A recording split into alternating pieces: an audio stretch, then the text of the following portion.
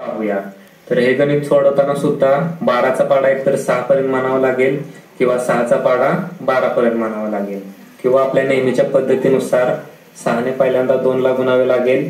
त्यामुळे 6 दुनी 12, 12चे 2 लिहिले आणि 1 राहिला तो इथे आपण हातचा दिला. त्यानंतर 6 ने 1 ला गुणावे लागेल म्हणजे 6 1 6 आणि हा हातचा त्यामध्ये मिळवला म्हणजे 6 ने झाले 7. त्यामुळे आपल्याला उत्तर मिळाले 72. हे उत्तर आपण 72 सुद्धा काढू शकतो किंवा 12चा पाढा जर माहिती नसेल तर या प्रकारे काढू शकतो. त्यानंतर पुढचा टाइप 14 गुणिले 12.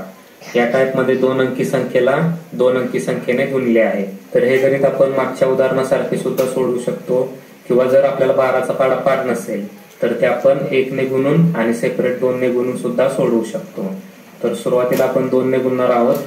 तर 2 चोक 8, त्यामुळे इथे आपण 8 लिहिले.